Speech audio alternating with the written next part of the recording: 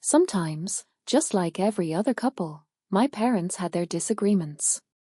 However, I never once allowed myself to believe that their marriage was truly fragile or on the brink of collapse. If anything, I spent years envying the steady stability they seemed to possess. I didn't realize back then that stability, as comforting as it looks from the outside, can often be nothing more than a carefully constructed, brittle illusion. The evening everything changed. I entered the living room to find my mother absent.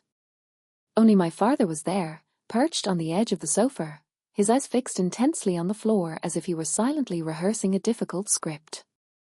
I remember the uneasy silence first, the way it clung to the heavy air and made me pause in the doorway. My father was never the type of man to sit quietly in contemplation. He was naturally loud, outspoken, and fiercely straightforward. But that evening, he looked physically smaller, as if something invisible was eating him alive from the inside out. He gestured for me to sit down across from him. There was no welcoming smile, no casual greeting, just a deep, heavy exhale that seemed to fill the room with dread. "Son," he began, his voice strained. "I need you to do something for me." At first, my mind jumped to logical conclusions. I thought perhaps he needed a loan or assistance with complex paperwork as he aged. I didn't mind taking care of him. But then he said something that made the entire room tilt ever so slightly. He confessed that he had been nurturing an emotional connection with someone else, someone significantly younger, someone who was definitely not my mother. I felt the very ground slip beneath my feet. My father was cheating. This was the man who had lectured me my entire life about the sanctity of honor, the importance of loyalty, and the necessity of respect. I stared at him in a daze, trying to process the reality of what he had just admitted. But what he said next shattered every lingering piece of respect I had left for him. He told me he intended to leave my mom. Then, he made the unthinkable demand. He wanted me to be the one to convince her that he deserved a peaceful, clean separation. At first, I was certain I had misheard him. My father wanted me, their only son, to be the one to break my mother's heart on his behalf. He wanted me to be the messenger of his betrayal, to carry the crushing burden of explaining why the woman who gave me life and sacrificed everything was no longer enough for him. I felt a hot rage rising so fast I could hear my own pulse pounding in my ears. But he wasn't finished.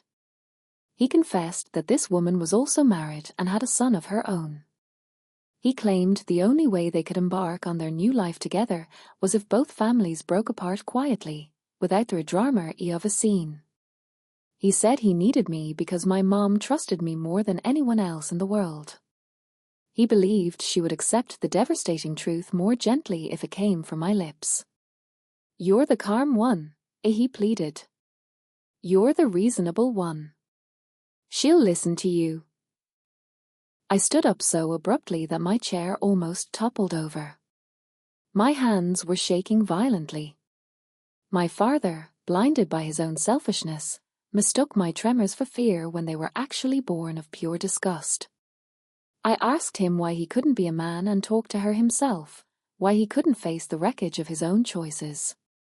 He answered with the sentence that changed our relationship forever, "Because I don't want her to hate me." That was it. That was the exact moment my respect for him died a permanent death. He didn't care about her shattered feelings. He only cared about his reputation, his personal comfort, and his coward's escape route. I walked out before I said something truly unforgivable. The nightmare, however, did not stop there.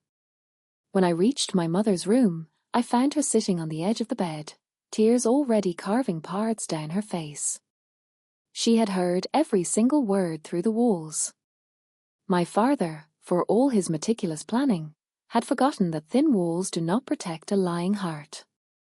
She didn't scream or collapse. She just looked at me with eyes so broken I felt like I was staring into a cracked mirror. "I've always known," as she whispered, her voice barely audible. I felt it. But hearing him say it like that, She couldn't even finish the thought. Then, she revealed a secret that shook me even more deeply. She told me my father had cheated once before, years ago, before I was even born. She had forgiven him because she truly believed people could change for the better. She stayed because she wanted me to grow up with a complete family.